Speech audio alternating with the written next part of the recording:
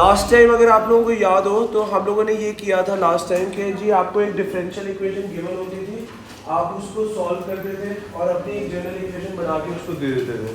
मैंने last time भी एक बात बताई थी, मैंने कहा था हम ये जो टॉपिक कर रहे हैं डिफरेंशियल इक्वेशन का, इसके अंदर सिनेरियो सिर्फ और सिर्फ ये है कि आपको इक्वेशंस बना के देनी है, कर हम इंटीग्रेशन ही रहे, राइट। लेकिन अगर हम अभी तक के क्वेश्चंस को देखें तो हमारे पास अभी तक के जो क्वेश्चंस आते थे उसके अंदर क्या होता था कि आपको डिफरेंशियल इक्वेशन वो दे देता था, आपको उसके आगे की सॉल्विंग करनी होती थी, व्हिच मींस दैट कि आपको सॉल्व करके अपनी जो जनरल इक्वेशन थी वो बनानी होती थी, जिसमें वो कह देता था y in terms of x कर दें, x in terms of theta कर दें। ये सारे क्वेश्चंस थे हमारे पास। तब भी मैंने एक बात बोली थी, मैंने कहा था हमारे पास ऐसे क्वेश्चंस भी आते हैं जिसके अंदर आपके पास डिफरेंशियल इक्वेशन भी गिवन नहीं होती, you are the one who is going to make the differential equation, जिसमें हमें डिफरेंशियल इक्वेशन भी पहले खुद बनानी होती है, राइट। तो आज की जो क्लास है उसमें हमें यही करना है कि हमें अपनी डिफरेंशियल इक्वेशन भी पहले खुद बनानी है, उसके बाद हमें उसको सॉल्व करके जो हमारे पास इक्वेशन बनती है जनरल इक्वेशन वो भी खुद ही बनानी है। जैसे कि यहाँ पे उसने फर्स्ट पार्ट में हमें कहा है show that x and t satisfies the differential equation this, उसके बाद नेक्स्ट उसने कहा है solve this differential equation obtaining an expression in terms of for x in terms of t। तो यहाँ पे सबसे पहले हमें डिफरेंशियल इक्वेशन भी खुद बनानी है और उसके बाद उसकी सॉल्विंग भी होगी। बिफोर वी प्रोसीड, हमें जब खुद से डिफरेंशियल इक्वेशन बनानी है तो कुछ चीज़ें होती हैं जिसको हमें समझना है। देखिए बेटा, अगर मैं कहता हूँ फॉर एग्जाम्पल कोई भी चीज़ है जिसको मैं कहता हूँ rate of change of this, मैं कभी भी किसी क्वांटिटी के साथ रेट का वर्ड यूज़ कर दूँ तो उसका मतलब ये होता है कि मैं उस पर्टिकुलर क्वांटिटी को विद रिस्पेक्ट टू टाइम देख रहा हूँ। जैसे आप कहते हो rate of change of velocity that's acceleration, तो आप क्या कर रहे हो, आप वेलोसिटी को विद रिस्पेक्ट टू टाइम देख रहे हो, तो वो dv ओवर dt जो होता है वो आपकी एक्सेलरेशन बन जाता है, ये हम m1 में भी पढ़ेंगे। तो पॉइंट सिर्फ इतना है, पहली चीज याद रखिएगा, whenever it is written that rate of change of x, तो इसका मतलब हमारे पास क्या है, that is dx over dt। Likewise अगर मैं कह देता हूँ rate of change of y, तो इसका मतलब हमारे पास क्या है, that is dy over dt, right.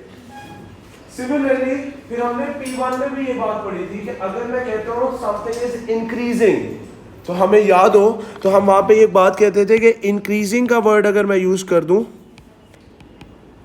तो आपने उसके साथ क्या लगाना होता है, पॉजिटिव। लाइकवाइज अगर मैं डिक्रीजिंग का वर्ड यूज कर दूं तो उसके साथ आपने नेगेटिव लगाना होता है। अगर मैं कहता हूं that the x coordinate are increasing at a rate of this, तो इसका मतलब क्या होगा, dx over dt is equal to positive होगा, वो जो भी वैल्यू है उसके साथ आप पॉजिटिव लगा दोगे। अगर मैं कह देता हूँ डिक्रीजिंग है तो फिर हम नेगेटिव लगा देते हैं। सारों को क्लियर है, कोई कंफ्यूजन नहीं आता है। फिर आप लोगों के पास जो नेक्स्ट चीज आती है that is the concept of proportional.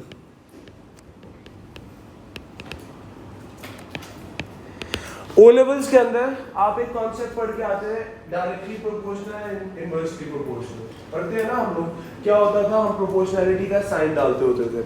For example अगर मैं आपसे कहता हूं कि जी हमारे पास जो dx ओवर dt है दैट इज, या dy ओवर dx ले लेते हैं, that is proportional to x, तो इसका मतलब ये है कि आपके पास ये चेंज हो रहा है और x के प्रोपोर्शनल है। तो वहां पे भी हम एक कॉन्सेप्ट पढ़ के आते थे कि हमारे पास जब प्रोपोर्शनैलिटी के साइन को इक्वालिटी में चेंज करते हैं तो हमें क्या करना होता है, that is dy over dx is equals to kx बन जाता था, और फिर हम इस कॉन्सेप्ट की वैल्यू भी निकालते हैं। सिमिलरली यहाँ पे भी होगा। इसी तरीके से अगर मैं कह देता हूँ जी इन्वर्सली प्रोपोर्शनल है तो वो हमारे पास क्या आएगा, that is dy over dx। Inversely proportional है तो 1 ओवर x आएगा, जिसको मैं जब लिखूंगा तो that is dy over dx is equals to k divided by x। तो अगर उसने कहा है प्रोपोर्शनल तो we are going to use a sign of proportional और उसके अकॉर्डिंगली हम अपना लिखेंगे। इसके साथ वो कह दे इंक्रीजिंग तब हम पॉजिटिव डालते हैं, डिक्रीजिंग हो तो हम नेगेटिव डालते हैं। याद रखिएगा एग्जामिनर सिर्फ इंक्रीजिंग का वर्ड ही नहीं यूज करता है। मैं यहाँ पे एक और चीज भी लिख देता हूँ कि अगर उसने इंक्रीजिंग कहा है या उसने गेन कहा है तो भी एक ही मतलब है, डिक्रीजिंग का है या लॉस का है तब भी एक ही मतलब है। वो इंक्रीजिंग लिख दे, गेन लिख दे, आपने वैल्यू के साथ पॉजिटिव लिखना है। डिक्रीजिंग लिख दे, लॉस लिख दे, आपने अपनी वैल्यू के साथ क्या करना है, नेगेटिव डालना। सारों को ये पॉइंट क्लियर है, कोई कंफ्यूजन याद है? ओके जी, जल्दी से इसको नोट डाउन करें, फिर फर्स्ट क्वेश्चन पे चलते हैं।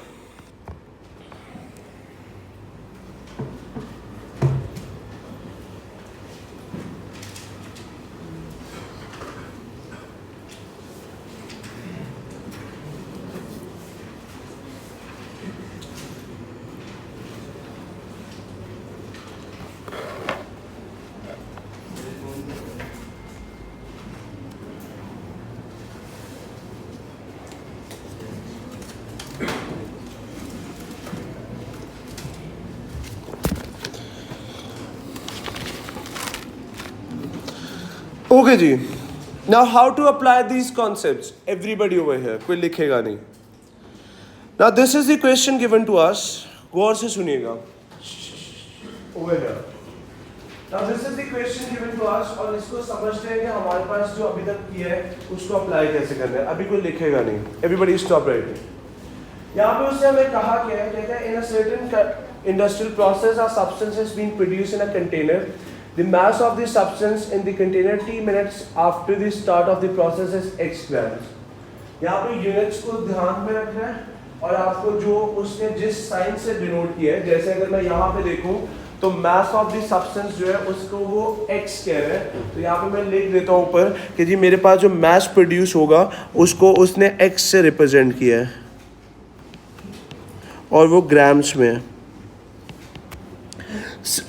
सिमिलरली जो टाइम है वो आपके पास 3 मिनट्स है, आवर्स भी हो सकते हैं, ईयर्स भी हो सकते हैं, तो याद रखिएगा टाइम के यूनिट्स भी बहुत इंपॉर्टेंट है। आगे पढ़ते हैं, कहता है at any time the rate of formation of this substance is proportional to x. Now this is the statement.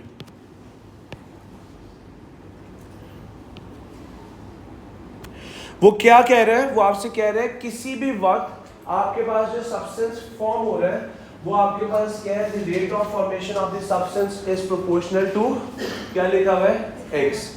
अभी मैंने क्या बताया, मैंने कहा किसी भी क्वांटिटी के साथ अगर वो रेट का वर्ड यूज कर दे तो उसका मतलब होता है हम उस क्वांटिटी को विद रिस्पेक्ट टू टाइम देख रहे हैं, यही बात हुई है। तो rate of formation of this substance का मतलब आपके पास क्या होगा, this is going to be dx divided by dt, क्योंकि x किसको रिप्रेजेंट कर रहा है, मास ऑफ द सब्सटेंस को, तो हम उसको क्या लिखेंगे, that is going to be dx divided by dt। और उससे एक और भी बात कही है कि this is proportional to x, क्योंकि उससे कह दिया है मास x है, इसके प्रोपोर्शनल है। सबको क्लियर है? अभी मैंने एक बात बताई है, प्रोपोर्शनैलिटी को इक्वालिटी में चेंज करेंगे तो क्या करेंगे, dx divided by dt, that will be equals to kx। सबको क्लियर है? कोई कंफ्यूजन याद है? अब याद रखिएगा ये सब्सटेंस फॉर्म हो रहा है, राइट? तो ऑब्वियस सी बात है जब कोई सब्सटेंस केमिकल प्रोसेस में फॉर्म होता है तो उसका मास क्या होगा, गेन होगा, इंक्रीज होगा। So that's why I have placed a positive over here, वो नहीं लिखा हुआ, एक ही बात। सबको यहाँ तक क्लियर है? आगे पढ़ते हैं, कहते हैं also through out the process this substance is removed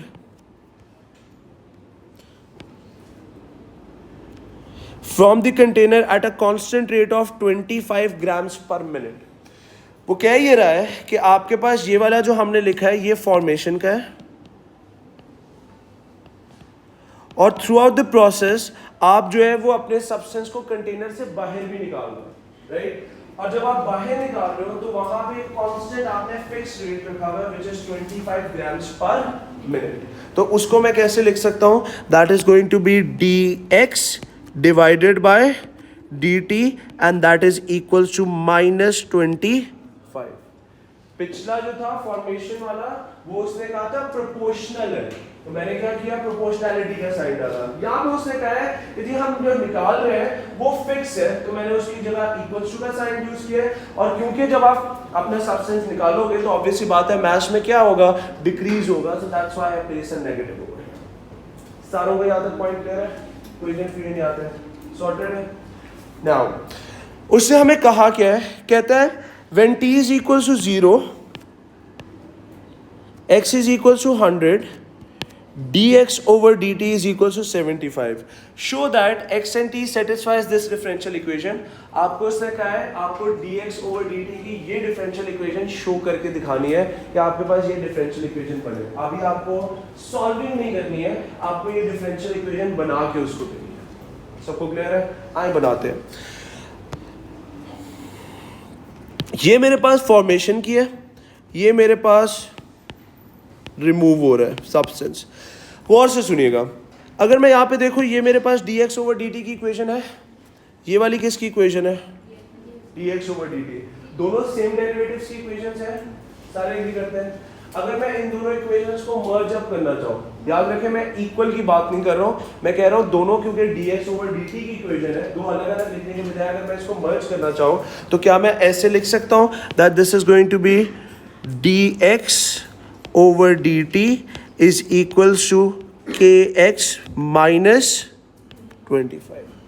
याद रखिएगा मैंने इक्वल नहीं किया है. अगर मैं इक्वल करता तो मैं इसकी जगह पे -25 लिखता हूँ, उधर जाके प्लस हो जाता. मैंने दोनों इक्वेशंस को मर्ज किया. वो मर्ज मैंने इसलिए किया है क्योंकि दोनों ही dx ओवर dt की है, एक फॉर्मेशन की है, एक आपके रिमूवल की है. तो अगर मैं दोनों को कंबाइन करना चाहूँ तो मैंने कुछ भी नहीं किया है, उनके साइंस को कंटिन्यू रख के इधर मैंने लिखा kx, उसका -25 था, उसको एज इट इज इधर लिख दिया.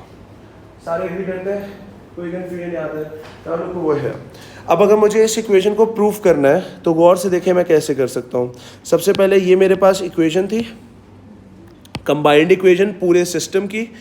गौर से देखें, उसने हमें बताया हुआ है कि आपके पास dx over dt is 75, x की वैल्यू आपके पास 100 है. आए ज़रा प्लेस करते हैं. So this is going to be 75 is equals to k कितना है आपके पास फाइंड करना है.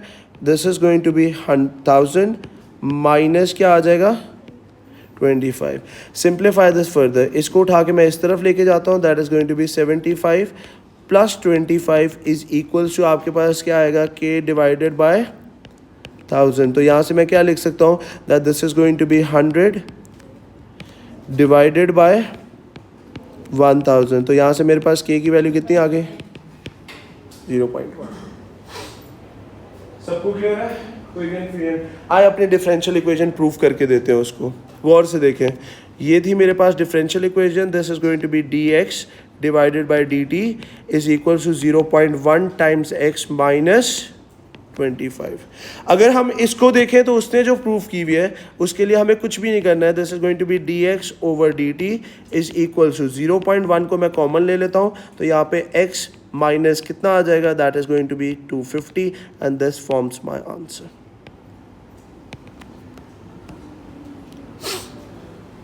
Is that clear with everyone? कोई कंफ्यूजन नहीं आता है? जल्दी से नोट डाउन करें, फिर एक स्टेप और आगे चलते हैं. Okay, now stop writing. Next part में उससे हमें कहा है solve this differential equation obtaining an expression for x in terms of t.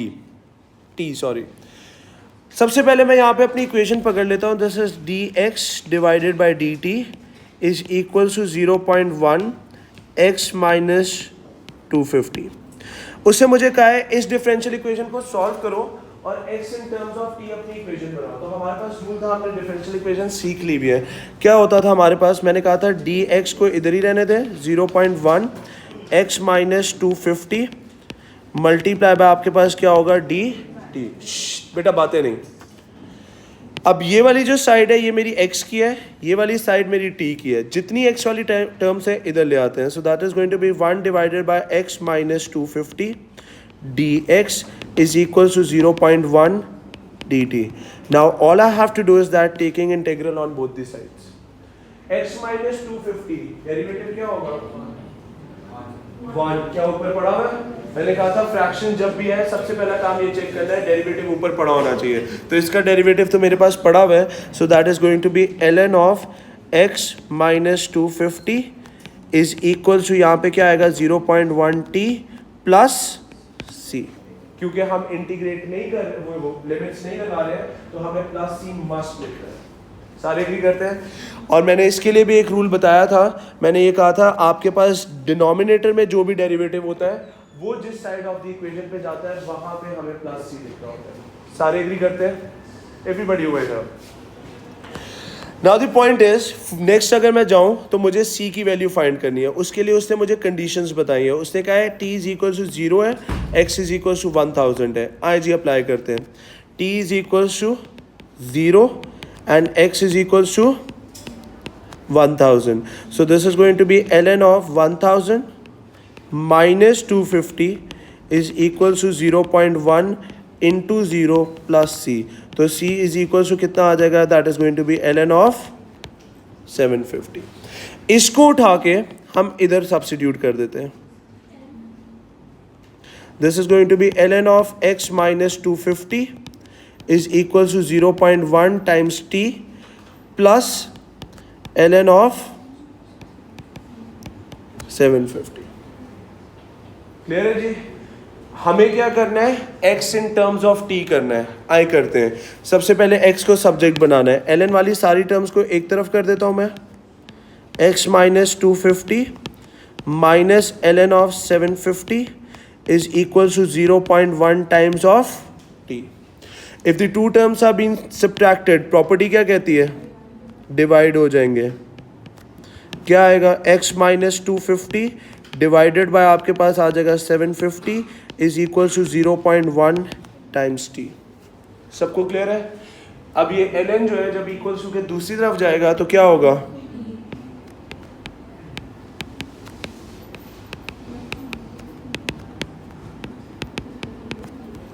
All I have to do is that x को सब्जेक्ट बनाना है।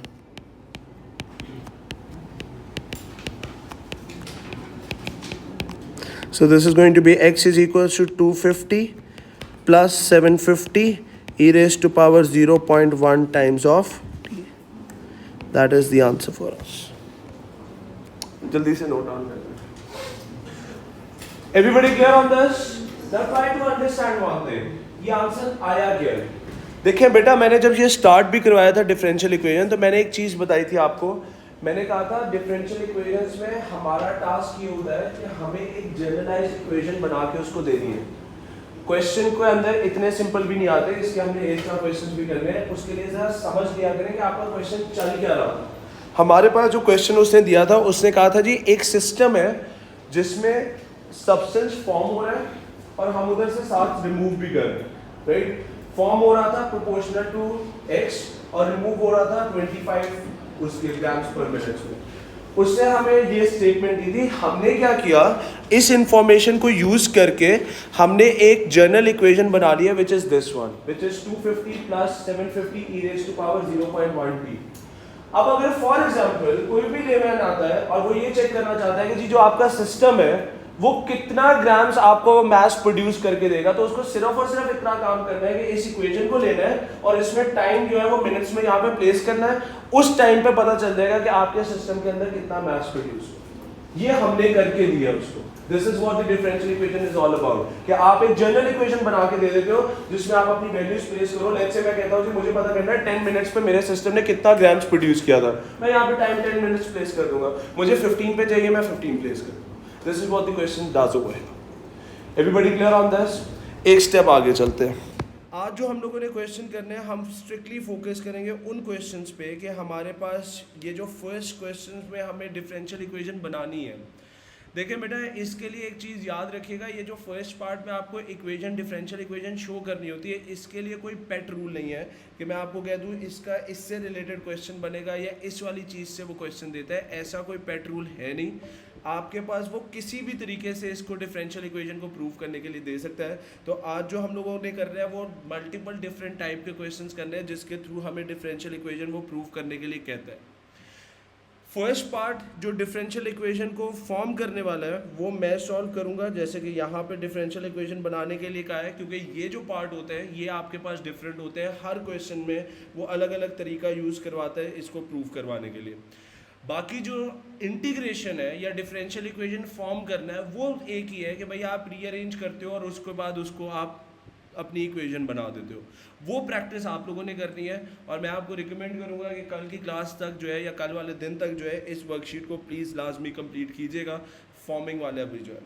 तो आइए जी इस क्वेश्चन से स्टार्ट करते हैं. This is yet again a different type of a question जिसमें हमें इक्वेशन को बनाना है और थोड़ा सा ये डिफरेंट टाइप का क्वेश्चन है ताकि समझ आ जाए कि ये क्वेश्चन है क्या और फिर इसको सॉल्व करते हैं. गौर से सुनिएगा, अभी कोई लिखेगा नहीं. ये वर्कशीट जो है वो आपके गूगल ड्राइव में पड़ी हुई है, वहाँ से बेशक डाउनलोड कर लीजिएगा अपने पास. उससे हमें कहा ये कहता है in the diagram the tangent to the curve at general point P with the coordinate x, y. वो कहना ये चाह रहा है कि आपके पास ये जो पॉइंट P है इस पे आपके पास कोऑर्डिनेट है जी x, y. राइट. ये एक पॉइंट है कर्व पे और यहाँ पे उसने एक टेंजेंट ड्रॉ किया हुआ है. ये आपका टेंजेंट जा रहा है like this is the tangent going in this direction. Right. फिर उससे कहा है meets the x axis at t. ये जो टेंजेंट मैंने ग्रीन से ड्रॉ किया है ये आपकी एक्स एक्सिस को पॉइंट t पे मीट करता है. ठीक हो गया. कहता है the point n on the x axis is such that Pn is perpendicular to the x axis. अच्छा, यहाँ पे फिगर थोड़ा सा डिस्टॉर्ट हुआ हुआ है, मैं कंप्लीट कर देता हूँ. वो कहना ये चाह रहा है कि ये जो Pn वाली लाइन है ये perpendicular to the x axis है लाइक दिस. ये आपके पास perpendicular to the x axis है और ये आपके पास पॉइंट P से नीचे x एक्सिस पे जा रही है. अब अगर मैं यहाँ पे 2 मिनट रुकूँ तो क्या मैं कह सकता हूँ कि ये जो P से लेके N वाली लेंथ है ये मेरे पास y यूनिट्स की बन जाएगी. उसकी रीज़न ये है यहाँ पे P जो है वो x, y है, तो मैं ये कह सकता हूँ कि P से लेके जो N तक लेंथ है वो मेरे पास y बन जाएगी. वो जो भी वैल्यू होगी, फॉर एग्जांपल अगर मेरी जो y की वैल्यू है वो लेट्स से 7 है तो मैं कह सकता हूँ ये P से लेके N तक जो लेंथ होगी वो 7 होगी. तो यहाँ पे उसने कोई वैल्यू नहीं दी हुई मुझे, तो मैं यहाँ पे सेफली एक बात कह सकता हूँ कि मेरे पास P से लेके N तक जो लेंथ है वो y होगी. सारे इस पॉइंट पे मेरे साथ एग्री करते हैं? एवरीबॉडी थम्स अप चाहिए मुझे इस पॉइंट पे. ये ए स्टार क्वेश्चंस हैं तो प्लीज़ ज़रा समझ के चलना है हमें. ओके, अब आगे पढ़ते हैं. कहते हैं the curve is such that for all the values of x in the interval from 0 to π/2 the area of triangle PTN is equals to tan theta. अच्छा, वो कह ये रहा है कि आपके पास ये जो ट्राइंगल बनता है, let me outline this triangle for you guys. PT और ये जो N है, ये वाला जो आपके पास ट्राइंगल है इसका एरिया उसने हमें बता दिया दैट इज tan थीटा. अब क्योंकि ये राइट एंगल ट्राइंगल है मेरे पास, तो यहाँ से मैं एक चीज़ कह सकता हूँ कि अगर मेरे पास ये ट्राइंगल है तो area of triangle, area of PTN that is equals to tan of x. क्योंकि ये ट्राइंगल राइट एंगल ट्राइंगल है तो मैं यहाँ से लिख सकता हूँ 1/2 multiply by base into height is equals to आपके पास कितना आ जाएगा, that is going to be tan of x.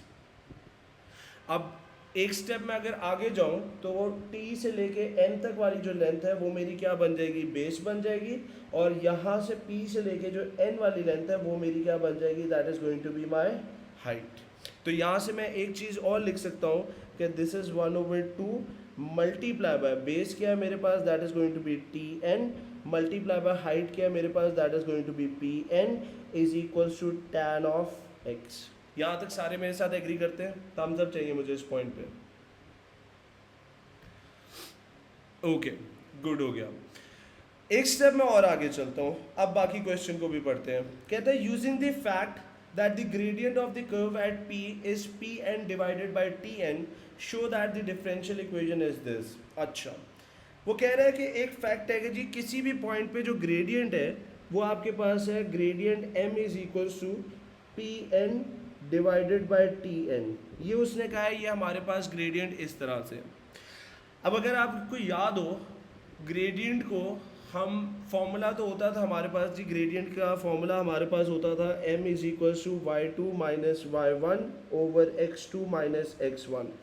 हमें एक और चीज़ भी पता है कि कर्व पे हमारे पास ये वाला फॉर्मूला तो अप्लाई नहीं होता, लेकिन कर्व के केसेस में हमें पता है कि हमारा जो ग्रेडियंट होता है वो बेसिकली किसके बराबर होता है, that is basically equals to dy over dx is equals to Pn divided by Tn. सारे इस पॉइंट पे मेरे साथ एग्री करते हैं? Everybody clear on this? Okay, अब यहाँ पे अगर मैं आता हूँ, गौर से देखिएगा, यहाँ पे अगर मैं देखूँ तो मैंने शुरू में एक बात बोली है कि मेरी जो Pn वाली लेंथ है, P से लेके N लेंथ, वो किसके बराबर है, that is equals to y. तो मैं यहाँ पे लिख देता हूँ that this is Pn is equals to y. तो यहाँ पे मेरे पास D Y over D X में जहाँ पे पी एन आ रहा है D Y over D X is equals to, यहाँ पे मैं लिख देता हूँ Y divided by T N, ये मैंने लिख दिया। और इस साइड पे जहाँ पे मैंने एरिया निकाला था वहाँ पे भी मैं लिख देता हूँ 1/2 multiply by T N multiply by P N की जगह पे मैं y लिख देता हूँ is equals to tan of x। जहाँ जहाँ पे मेरे पास पी एन था वहाँ पे मैंने y लिख दिया, क्योंकि मुझे पता है कि मेरी जो y वाली लेंथ है वो p से लेके n वाली लेंथ है वो y के बराबर है। जल्दी से यहाँ तक नोट डाउन करें, फिर हम अपना dy ओवर dx को फाइंड करते हैं जल्दी से।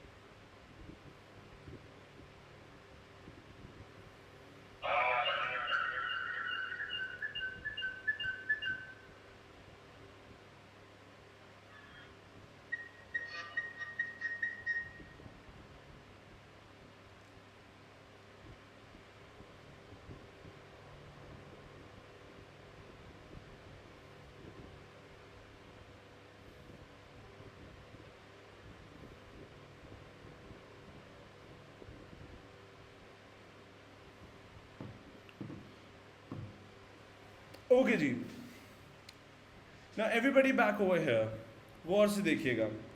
उसने जो मुझे कहा है, उसने मुझे कहा है कि जी आपका जो D Y over D X है वो शो करना है हमें कि वो ये आना चाहिए। गौर से देखिएगा मैं कैसे सॉल्व कर सकता हूँ। मेरे पास जो इक्वेशन बनी है, मेरे पास D Y over D X that is equal to Y divided by T N, ये मेरे पास इक्वेशन यहाँ पे बनी हुई है। सिमिलरली मेरे पास एरिया से एक और इक्वेशन निकली थी, दैट वाज 1/2। बेटा माइक सारे अपना क्लोज रखें please. 1/2 multiply by T N multiply by Y is equals to tan of X. ये दो इक्वेशंस मैंने बनाई थी। हमें जो है ये शो करना है कि मेरा जो D Y over D X है that is eventually equals to this thing, ये वाला मेरे पास आता है। गौर से देखिएगा मैं कैसे कर सकता हूँ। सबसे पहले अगर मैं यहाँ पे देखूँ तो मेरे पास जो टी एन है वो इधर पड़ा हुआ है, और जो इक्वेशन है मेरे पास वो y की है, और यहाँ पे अगर मैं देखूँ तो वो मेरे पास किसकी है, cos ऑफ x। इस इक्वेशन में से मैं टी एन को ज़रा सब्जेक्ट बनाता हूँ, तो मेरे पास टी एन किसके बराबर आ जाएगा, ये 2 उधर जाके मल्टीप्लाई होगा, that is going to be 2 tan of x divided by y। ये मेरा टी एन इधर से सब्जेक्ट बन गया। All I am going to do is that इस टी एन की इक्वेशन को उठा के मैं इस वाले डेरिवेटिव में प्लेस कर दूंगा। आए करते हैं, this is going to be D Y over D X is equals to Y divided by T N की जगह पे क्या लिख दूंगा, this is going to be 2 tan of X divided by Y. अब इसको अगर मैं फर्दर सॉल्व करता हूँ तो मुझे एक चीज़ पता है, डिनोमिनेटर का जो डिनोमिनेटर होता है वो ऊपर आके मल्टी, 2 tan ऑफ x कैसे आए? बेटा यहाँ पे ये 2 है आपके पास, ये जब इक्वल्स टू के दूसरी तरफ जाएगा तो मल्टीप्लाई होगा, यस सर। तो 2 tan ऑफ x बन जाएगा, और यहाँ पे ये वाला जो y है ये उधर जाके डिवाइड हो जाएगा, तो 2 tan of x divided by y आ जाएगा। क्लियर है? Okay sir. ओके जी। Now the dy over dx this will be equals to, denominator का जो डिनोमिनेटर होता है वो ऊपर आके मल्टीप्लाई हो जाता है, यहाँ पे y है मेरे पास, इधर भी y है, तो that is going to become y square divided by 2 multiply by tan of x आ जाएगा। नाउ द पॉइंट इज, अगर मैं फर्दर लेके चलता हूँ इसको, so this is going to be D Y over D X is equal to, further मैं इसको कैसे लिख सकता हूँ, can I write it 1/2 multiply by Y square multiply by 1 divided by tan of x, right? क्या होगा आपके पास, हमें जो प्रूव करना है उसको अगर मैं देखूं तो वो 1/2 Y square cot of x है, ऑलमोस्ट हमें अचीव हो गया है। अगर मैं यहाँ पे देखता हूँ तो 1/tan किसके बराबर होता है, that is equals to D Y over dx is equals to 1/2 multiply by y square multiply by cot of x, and that is going to form us the answer over here. Is that clear with everyone? जल्दी से इसको note down कर लें. This is how you have to solve this question. हम फिर इसके बाद एक स्टेप और आगे चलते हैं. इससे भी ज़्यादा डिफिकल्ट क्वेश्चंस करने हैं अभी हमें. सही हमने डिफरेंशिएट किया. बेटा आप क्लास ले रहे थे रीबा शुरू से? Yes sir. मैंने शुरू में कहा है अभी हमने डिफरेंशिएट नहीं किया, अभी हमने डिफरेंशियल इक्वेशन बनाई है. Okay sir.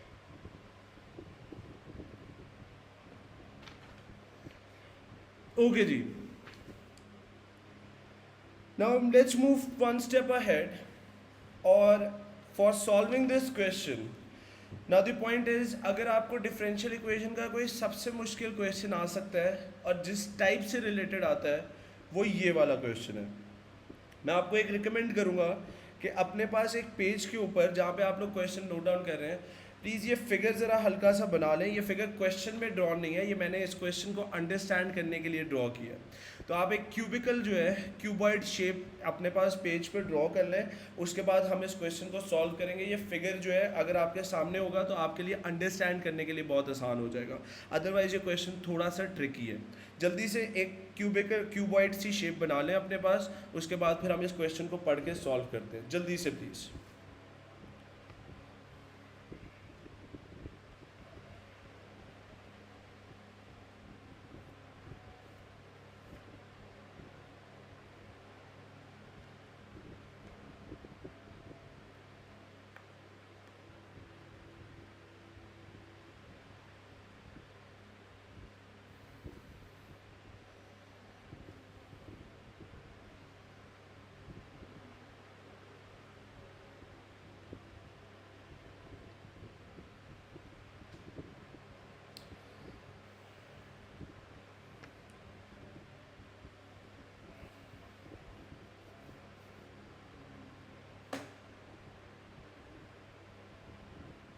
Now the point is, उससे यहाँ पे कहा ये है, कहते हैं a rectangular reservoir has a horizontal base of area 1000 metre square. वो कहना ये चाह रहा है कि आपके पास एक रेजरवायर है जिसकी शेप आपको यहाँ पे उसने ड्रॉ करके दी हुई है.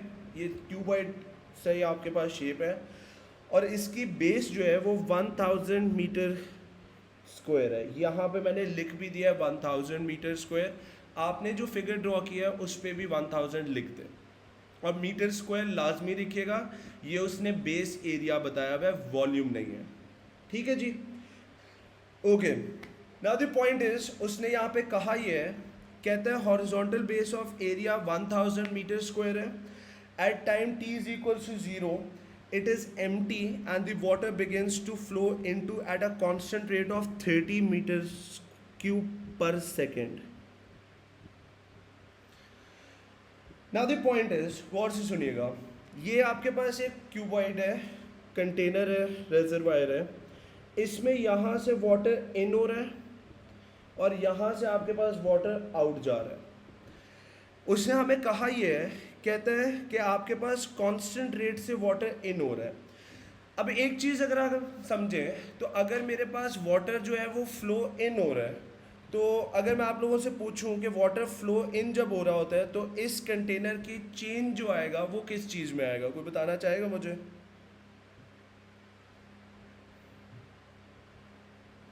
अगर हमारे पास कोई भी कंटेनर है और उसके अंदर अगर हम पानी को इन डाल रहे हैं तो हमारे पास चेंज किस चीज़ में आएगा? कोई बताएगा? हाइट में आएगा वाटर की. और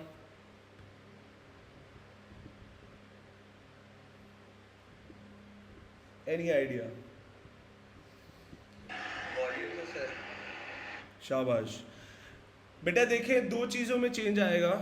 जलाल का पॉइंट भी बिल्कुल ठीक है कि आपके पास जो हाइट है उसमें भी चेंज आएगा और जो सबसे इंपॉर्टेंट है वो volume of the water in the container. जो आपका कंटेनर है उसके अंदर जो वॉल्यूम ऑफ द वाटर है उसके अंदर चेंज आएगा. राइट. तो अगर मैं यहाँ पे देखूँ तो मेरे पास हम कैसे डिसाइड करेंगे, उसके लिए ज़रा क्वेश्चन को देखा करें, इसमें यूनिट्स डिफरेंशियल इक्वेशन में बहुत इंपॉर्टेंट होते हैं। यहाँ पे अगर मैं देखूँ तो यहाँ पे उसने लिख दिया हमें 30 मीटर क्यूब पर सेकेंड। इसका मतलब ये क्या है कि आपके पास उसने जो कहा है ये बताया हुआ है कि आपके पास कंटेनर के अंदर पानी किस उसके अंदर आ रहा है, किस स्पीड से आ रहा है, और यहाँ पे उसने मीटर क्यूब लिखा हुआ है। इसका मतलब ये क्या बताया हुआ है, ये उसने dv डिवाइडेड बाय dt बताया हुआ है is equals to 30 metre cube per second. First day अगर आप लोगों को याद हो तो मैंने दो बातें बताई थी। मैंने कहा था कहीं पे भी वो रेट का वर्ड यूज करते हैं तो उसका मतलब होता है that particular thing is taken with respect to time. तो यहाँ पे अगर हम देखें उसने मीटर क्यूब लिखा हुआ है, मीटर क्यूब यूनिट होता है वॉल्यूम का, और उससे पर सेकेंड डाला हुआ है। इसका मतलब यह है कि पानी फ्लो हो रहा है वॉल्यूम पर यूनिट टाइम पे, तो 30 मीटर क्यूब पर सेकेंड होगा। सारों को ये वाला पॉइंट सबको क्लियर है? थम्स अप चाहिए मुझे इस पॉइंट पे, एवरीबॉडी प्लीज। किसी को नहीं समझ आया तो प्लीज पूछ लें। ओके जी, अब मैं अपने फिगर पे आता हूँ और मैं यहाँ पे मार्क कर देता हूँ कि जी मेरे पास जो इस कंटेनर में पानी फ्लो इन हो रहा है that is going to be dv over dt is equals to 30 metre cube per second. ये मेरे पास पानी इस कंटेनर में यहाँ पे फ्लो इन हो रहा है। अब आगे पढ़ते हैं। फिर उससे कहा है at the same time water begins to flow out at a rate proportional to under root of H. अब आपके पास उसने क्या कहा है कि आपके पास सेम टाइम पे इस कंटेनर से पानी आउट भी जा रहा है, और आउट जो होगा तो ऑब्वियस सी बात है that is going to be dv over dt again proportional to under root of H. और अगर आप लोगों को याद हो फर्स्ट डे अपने नोट्स खोल के देखिएगा, वहाँ पे मैंने एक चीज़ बताई थी कि अगर आपके पास वाटर इन हो रहा होता है, गेन आ रहा है, इंक्रीज हो रहा है, तो आपने पॉजिटिव डालना होता है, यहाँ पे हम डाल देते हैं। और अगर डिक्रीज आ रहा है या लॉस आ रहा है तो आपने क्या डालना होता है, that is going to be negative. तो अगर मैं यहाँ पे प्रोपोर्शनैलिटी को इक्वालिटी में कन्वर्ट करूँ तो मैं यहाँ पे लिखूंगा dv over dt is equal to minus के अंडर रूट ऑफ एच। सबको ये वाला पॉइंट क्लियर है? थम्स अप चाहिए मुझे इस पॉइंट पे। सर इसको प्लीज फिर सकता दोबारा सुने बेटा। नाउ द पॉइंट इज, देखो मैंने दो बातें कही है। मैंने कहा अगर वाटर फ्लो इन कर रहा है तो हमने पॉजिटिव से लिखना होता है, अगर वाटर फ्लो आउट कर रहा है या कोई भी चीज़ मैथ्स, जैसे हमने मैथ्स की एग्जांपल ली थी उसमें डिक्रीज आ रहा है, तब भी आपने उसको नेगेटिव से लिखना होता है। ये दो चीज़ें याद रखा करें, ठीक है। उसने वाटर इन के लिए कहा है कि जी कांस्टेंट रेट है 30 मीटर क्यूब पर सेकंड का, और वाटर फ्लो आउट जो हो रहा है वो उसने हमें कहा है कि वो आपके पास क्या है, that is rate proportional to under root of H. आपके पास जो आउट जा रहा है that is proportional to under root of H. तो मैंने यहाँ पे प्रोपोर्शनैलिटी का साइन डाला, और उस प्रोपोर्शनैलिटी को जब मैं इक्वालिटी में चेंज करूंगा तो कांस्टेंट से मल्टीप्लाई किया, और ये नेगेटिव मेरे पास क्यों आया, क्योंकि वाटर फ्लो आउट हो रहा है। अयान क्लियर है? ओके। अब फर्स्ट डे वाला लेक्चर याद करें आप लोग। हम लोगों ने क्या था, मैं अगर यहाँ पे देखता हूँ तो मेरे पास क्या बना है, that is going to be dv over dt is equal to आपके पास 30 मीटर क्यूब पर सेकेंड है, और यहाँ से मेरे पास आउट के लिए है dv over dt is equal to minus के अंडर रूट ऑफ एच। अगर आप लोगों को याद हो मैंने वहाँ पे एक बात बोली थी, मैंने कहा था अगर सेम डेरिवेटिव्स वाली इक्वेशन हो तो हम उनको मर्ज कर सकते हैं। तो यहाँ पे मैं क्या लिख सकता हूँ, this is dv divided by dt is equal to 30 minus के अंडर रूट ऑफ एच। ये मैंने कुछ भी नहीं किया है, दोनों जो डेरिवेटिव्स वाली इक्वेशन है, क्योंकि ये भी dv ओवर dt की है, ये भी dv ओवर dt की है, तो दोनों इक्वेशंस को मर्ज किया है मैंने, इक्वल नहीं किया है। मैं बार बार ये बात रिपीट कर रहा होता हूँ, इक्वल नहीं है यहाँ पे, ये दोनों मर्ज हुई हैं। यहाँ पे पहले 30 लिख दिया, पॉजिटिव के साथ था, ये माइनस के साथ है, इसको भी एज इट इज लिख दिया। सबको यहाँ तक पॉइंट क्लियर है? ये पहले भी किया हुआ स्टेप हमने। ओके जी, अब आगे पढ़ते हैं क्वेश्चन को। फिर उसने कहा है where h metre is the depth of the water at time t seconds. ठीक है, कहता है when h is equal to 1 dh over dt is equal to 0.02 show that h satisfies the differential equation. आपको ये show करना है कि आपकी जो h है वो डिफरेंशियल इक्वेशन शो करती है, और आपको जो बनानी है वो dh over dt is equal to 0.01 into 3 minus under root of H, ये इक्वेशन शो करनी है। अब सारे गौर से देखिएगा, कोई लिखेगा नहीं बेटा। अगर आप यहाँ पे इस इक्वेशन को देखो तो ये जो इक्वेशन मुझे शो करने के लिए वो कह रहा है वो D h divided by d T की है। मेरे पास जो अभी तक इक्वेशन बनी हुई है वो किसकी है? That is an equation of D we over D T. अब मैं जो इक्वेशन बना रहा हूँ वो D we over D T की है।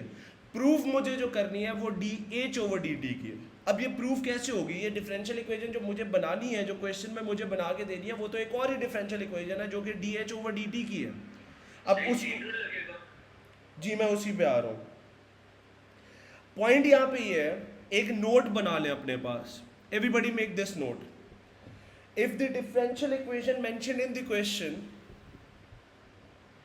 if the differential equation mentioned in the question, if the differential equation mentioned in the question is different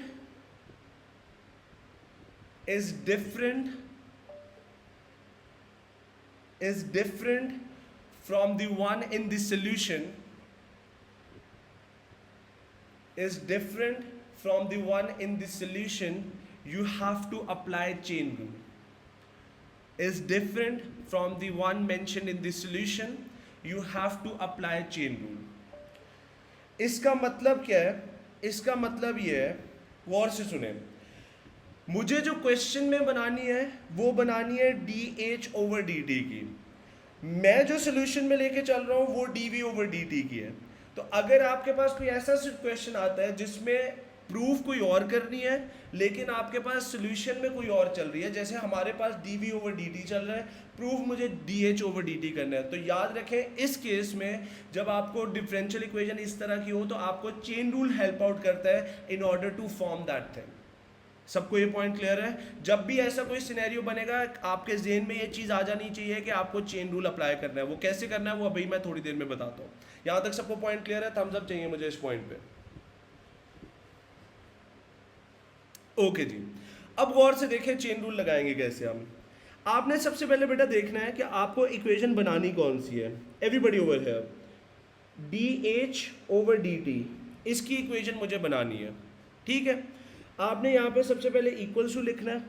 आप लोगों को P1 में मैंने एक बात बताई थी, मैंने कहा था ये जो ऊपर लिखा होता है इससे हम स्टार्ट लेते होते हैं। D h divided by d v आएगा, multiply by D we over D t आ जाएगा। मैंने एक बात बोली थी, ऊपर जो लिखा हुआ है उससे स्टार्ट करना है, यहाँ पे ये जो है ये सेम रहना चाहिए और इस पे लाके हमें फिनिश ऑफ कर देना।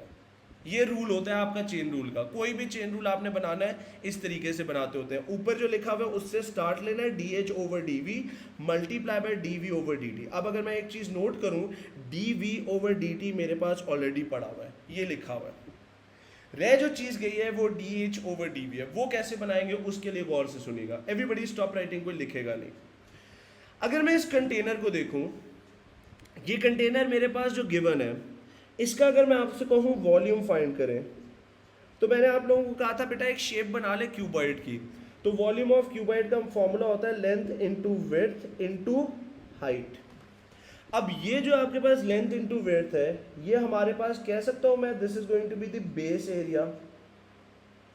ओ लेवल में भी हम फॉर्मूला पढ़ते हैं, base area multiply by height that is equals to volume. सारे एग्री करते हैं मेरे पास इस पॉइंट पे? थम्स अप चाहिए मुझे इस पॉइंट पे। सबको क्लियर है? ओ लेवल में भी हम ये पढ़ के आते हैं कि वॉल्यूम जो होता है actually base area into height होता है। फिगर पे अगर मैं वापस आऊँ तो मुझे बेस एरिया पता है, that is going to be 1000। तो यहाँ पे मैं लिख सकता हूँ that volume will be equals to 1000 multiply by height. तो ये मेरे पास V इज इक्वल्स टू बन जाएगा 1000 इंटू एच। अगर मैं इस वाली इक्वेशन को डेरिवेट करना चाहता हूँ तो क्या मैं यहाँ पे लिख सकता हूँ ये V की इक्वेशन है और H वेरिएबल है, जिसका मतलब क्या होगा dV डिवाइडेड बाय dH आ जाएगा। भाई आप अगर y is equals to 2x plus 3 की इक्वेशन को डेरिवेट करते हैं तो वो y की इक्वेशन होती है और x वेरिएबल होता है, तो वहाँ पे हम लिखते हैं dy ओवर dx। P1 की भी डिफरेंशिएशन में हम ये पढ़ के आए थे। तो यहाँ पे क्योंकि इक्वेशन आपकी v की है और h बीच में वेरिएबल है, तो यहाँ पे मैं लिख सकता हूँ dv ओवर dh। सबको ये पॉइंट क्लियर है? एवरीबडी थम्स अप चाहिए मुझे इस पॉइंट पे। ओके, नाउ इसको अगर मैं डेरिवेट करूं 1000 एज, तो इसका डेरिवेटिव मेरे पास क्या बन जाएगा, that is going to be 1000, क्योंकि एज का डेरिवेटिव 1 आ जाएगा और ये मेरे पास बन गया यहाँ पे। Now if you look upon it, गौर से देखिएगा, मैं अपने चेन रूल को पकड़ता हूँ यहाँ से, इधर से मैंने इसको किया कॉपी, इधर ला के कर दिया पेस्ट। गौर से देखिएगा सारे, मुझे जो इक्वेशन बनानी है वो बनानी है D H over D T की इज इक्वल्स टू, यहाँ पे मुझे लिखना है D h divided by d we multiply by d we over D t. गौर से देखें, हमारे पास जो इक्वेशन है उसमें मेरे पास है d we over d h, तो अगर मुझे इसको d h divided by d v में कन्वर्ट करना है तो वो मेरे पास क्या आ जाएगा, that is going to be 1 divided by 1000। So this is going to be d h divided by d t is equal to 1 divided by 1000 multiply by D we over D T की तो equation already निकली हुई है, ये देखें ये पड़ी हुई है, क्या होगी आपके पास, that is going to be multiply by 30 minus के under root of h and I close the bracket. सारों को ये वाला स्टेप क्लियर है? थम्स अप चाहिए मुझे इस पॉइंट पे।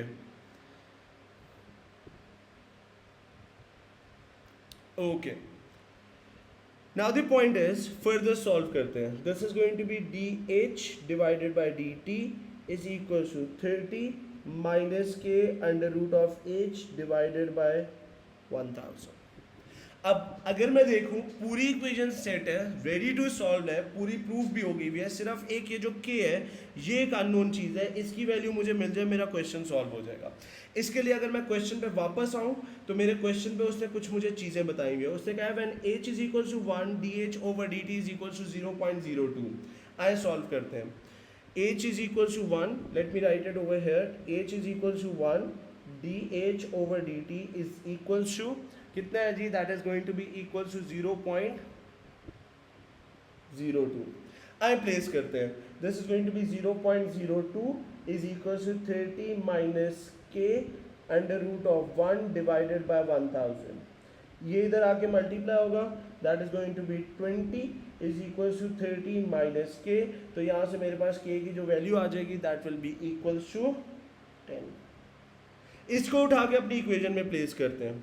This is dh divided by dt is equal to 30 minus 10 under root of h divided by 1000। ऊपर वाली इक्वेशन में से 10 को अगर मैं कॉमन लूँ divided by 1000, 3 minus under root of h रह जाएगा। तो यहाँ से मेरी इक्वेशन प्रूव हो गई, which is going to be dh divided by dt is equal to ये 0 और ये 0 कैंसिल हो गया, तो मेरे पास जो रह जाएगा that is going to be 0.01 into 3 minus under root of h. That is going to be the final answer for us. अब याद रखें ये पूरी इक्वेशन जो है अभी इंटीग्रेशन स्टार्ट भी नहीं हुई है, हमने अभी सिर्फ और सिर्फ डिफरेंशियल इक्वेशन प्रूव की है जो कि मेरे पास 3 मार्क्स का पार्ट है। डिफरेंशियल इक्वेशन सॉल्विंग अभी पड़ी हुई है हमारे पास। अब हमारे पास जो क्वेश्चन ए स्टार इसके आते हैं उसमें यही है, और एग्जामिनर रिसेंट ईयर के जो क्वेश्चन दे रहा है, examiner is damn hard on proving the differential equation. ये जो डिफरेंशियल इक्वेशन बनाने वाला है इसमें एग्जामिनर बहुत हार्ड हुआ हुआ है आजकल, क्योंकि वो आपको इस तरह के क्वेश्चन दे रहा है। अभी सॉल्विंग तो बहुत दूर है, जल्दी से इसको नोट डाउन करें। This is how you have to prove it. सबको ये कॉन्सेप्ट क्लियर है बेटा?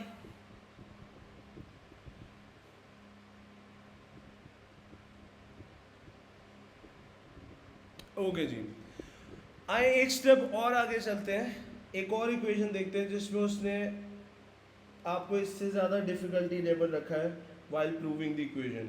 आए जी उसको भी करते हैं।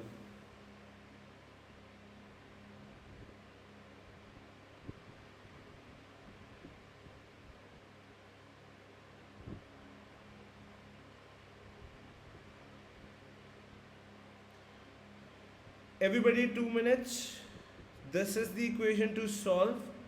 ये क्वेश्चन है, जल्दी से टाइम लें, पढ़ें इसको, सॉल्व करने की कोशिश करें, फिर मैं इसकी डिफरेंशियल इक्वेशन बनाता हूँ। इसकी डिफरेंशियल इक्वेशन उससे भी ज़्यादा थोड़ी सी ट्रिकी है, तो जल्दी से आप सॉल्व करें, देखें आपसे बनती है, फिर मैं सॉल्व करता हूँ जल्दी से। Yet again it's an again an A star question.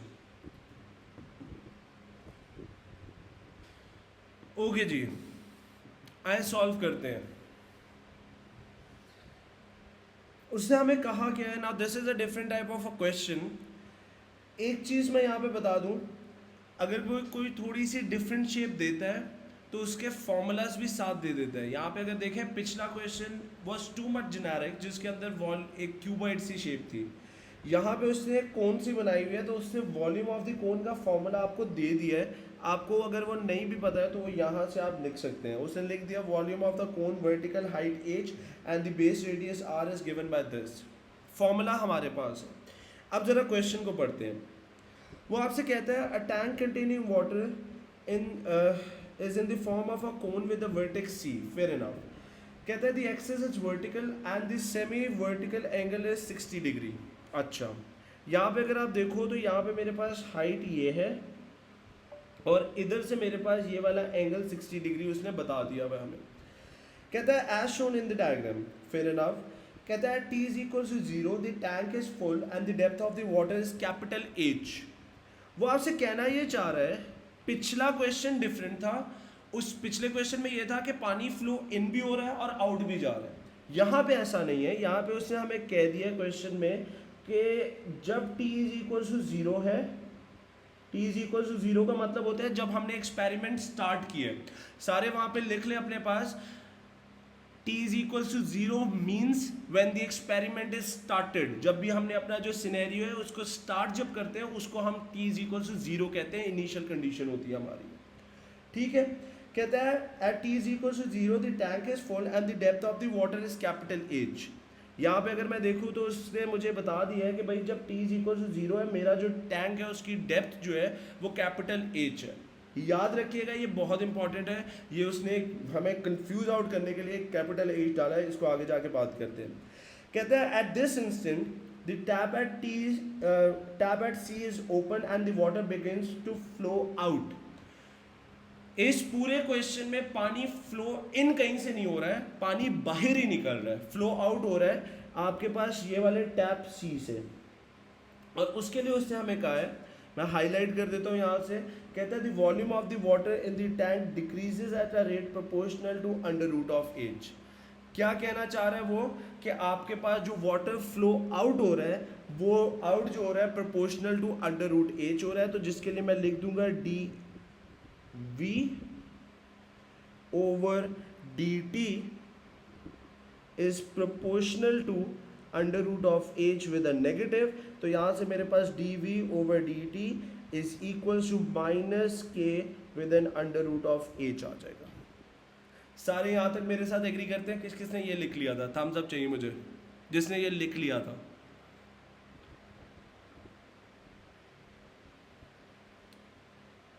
Okay जी। वो कहते थे tank becomes empty at t is equal to 60। जब आपका t इज इक्वल टू 60 हुआ है तो ये जो टैंक है ये एम्प्टी हो गया। उससे यहाँ पे हमें कहा है, कहता है show that h and t satisfies the differential equation of this form. हमें dh ओवर dt की जानी है equation where a is a positive constant. अब यहाँ पे दो बातें बड़े क्लियरली सुन लें। आपको जो इक्वेशन प्रूफ करनी है, पहली चीज इक्वेशन मुझे प्रूफ करनी है dh ओवर dt की। हमारे पास जो सोल्यूशन में पहुंच रही है वो dv ओवर dt की है, मतलब कि यहाँ पे चेन रूल लगना मस्ट है। मैंने अभी एक स्टेटमेंट लिखवाई है कि अगर आपको क्वेश्चन में कोई और डेरिवेटिव वाली इक्वेशन प्रूफ करनी हो, सोल्यूशन में आपके पास कोई और चल रही है, तो मस्ट है कि वहां पे चेन रूल लगेगा। दूसरी चीज, क्वेश्चन में उसने दो वेरिएबल इंट्रोड्यूस किए हैं, एक आपके पास स्मॉल h है, एक आपके पास कैपिटल H है। जो प्रूफ करना है उसमें हमारे पास स्मॉल h है। गौर से इस चीज को अपने पास कहीं पे हाईलाइट कर ले। तीसरी चीज, यहां पे ये जो a है, a के लिए उसने हमें लिख दिया है where a is a positive constant. a कोई वेरिएबल नहीं है। इस ये जब क्वेश्चन आया भी था, majority of the people was confuse कि भाई ये a क्या चीज है। a इज अ कांस्टेंट है, ये कोई वेरिएबल नहीं है कि कहीं से आ गया जी a कोई हाइट शाइट वगैरह कुछ नहीं है। ये एक कांस्टेंट है, पॉजिटिव कांस्टेंट है। सबको क्वेश्चन क्लियर है? फिर सॉल्विंग पे चलते हैं। थम्स अप कर दें ताकि मुझे पता चल जाए सबको क्वेश्चन क्लियर है। ओके, अब आए जी इसको सॉल्व कैसे करना है उस पे आते हैं। एक तो मैंने d we over D T की इक्वेशन बना ली है, वो तो मेरे पास इससे ज़्यादा सॉल्व नहीं हो सकती। अब मैं ज़रा इसकी वॉल्यूम की इक्वेशन पे आता हूँ। उससे मुझे वॉल्यूम का फॉर्मूला ऑलरेडी बता दिया बेटा, v is equal to 1/3 pi r square h। सारे इधर अटेंडेंट वो गौर से देखें, आप छोड़ दें सोल्यूशन को, इधर गौर से सुनिएगा। अगर मुझे जो इक्वेशन प्रूव करनी है इस पे मैं आता हूँ, तो क्या इस इक्वेशन में उसने आर दिया हुआ है? उससे इक्वेशन दो वेरिएबल भी नहीं है, दो लिखी हुई है। एक आपके पास एच है रेज टू पावर 3/2 -3/2 रादर, और एक आपके पास कैपिटल ए है जिसके बारे में उसने पॉजिटिव कांस्टेंट कह दिया। मेरे पास जो वॉल्यूम की इक्वेशन है इसके अंदर मेरे पास रेडियस भी आ रहा है, यहाँ पे अगर मैं गौर से देखूँ तो रेडियस भी आ रहा है और एच भी आ रहा है। मुझे सबसे पहले ये देखना है कि भाई मैंने जो इक्वेशन प्रूव करनी है उसमें तो रेडियस आर है ही नहीं, तो मैं इसको तो एलिमिनेट करूंगा। उसके लिए मैं क्या करूंगा, गौर से देखिएगा। उसने हमें एक एंगल भी बताया और क्या स्मॉल एज का भी कुछ बताया। गौर से देखें, अगर मैं यहाँ पे एक ट्राइंगल ड्रॉ करूँ, ये मैंने ट्राइंगल ड्रॉ किया, ये मेरे पास 90 डिग्री बना। क्या मैं कह सकता हूँ this is going to be the radius of this cone? सारे एग्री करेंगे। जिस लेवल पे वाटर पहुंच चुका हुआ है उस लेवल पे अगर मैं रेडियस की बात करूँ तो ये ग्रीन वाली जो मेरी लाइन है वो मेरे रेडियस की इंडिकेट करती है। सारे एग्री करते हैं? थम्स अप चाहिए मुझे इस पॉइंट पे। अगर किसी को नहीं समझ आया प्लीज पूछ लें, ये बहुत इंपॉर्टेंट पॉइंट है, इसी से क्वेश्चन सॉल्व होना है। ओके, अब अगर मैं रेडियस की वैल्यू कैलकुलेट करना चाहता हूँ तो ये 90 डिग्री है। क्या मैं कह सकता हूँ tan of 60 will be equals to, क्या बनेगा आपके पास, परपेंडिकुलर ओवर क्या होता है, बेस होता है, तो that is going to be perpendicular which is going to be r divided by base आपकी आ गई हाइट। तो अगर मैं यहाँ से रेडियस आर को सब्जेक्ट बनाऊँ तो मेरे पास बेटा बन जाएगा h multiply by tan of 60। जल्दी से अपना कैलकुलेटर पकड़ें, r is equal to tan 60 क्या आता है बेटा, बिल्कुल ठीक हो गया, शाबाश, ये आ गया, मैंने r लिख दिया। इस r की वैल्यू को उठा के मैं अपनी ये जो वॉल्यूम वाली प्लेस है इधर प्लेस कर रहा हूँ। ये volume is equal to 1/3 multiply by p pi multiply by यहाँ पे क्या होगा √3h, और ये मैंने डाल दिया होल स्क्वायर, और यहाँ पे मल्टीप्लाई बाय h भी एज इट इज लिख दिया। ये जो मेरे पास r निकला था इसको मैंने उठा के इस जगह पे सब्स्टिट्यूट किया है। एक वर्किंग स्टेप मैं और करता हूँ, volume is equal to 1/3 multiply by pi multiply by √3 का भी स्क्वायर लिया जाएगा, h का भी स्क्वायर लिया जाएगा, तो √3 का स्क्वायर 3 बन जाएगा, h square as it is आ गया, मल्टीप्लाई बाय h आ गया। अब ये 3 और ये 3 कैंसिल हो जाएगा, तो v इज इक्वल टू मेरे पास पाई h क्यूब आ गया। ये मेरे पास वॉल्यूम की अभी इक्वेशन निकली है h की फॉर्म में।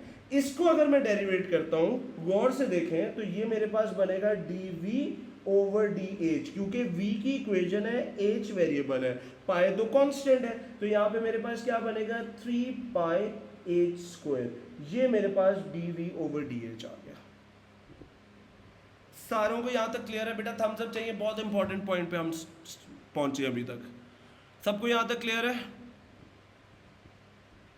गुड, जल्दी से इसको नोट डाउन करें। अभी इक्वेशन बनाने के लिए भी हमें एक चीज़ समझनी है, जल्दी से इतना नोट डाउन करें फिर इक्वेशन बनाते हैं। इक्वेशन बनानी इसकी बड़ी इंपॉर्टेंट एक चीज़ देखनी है।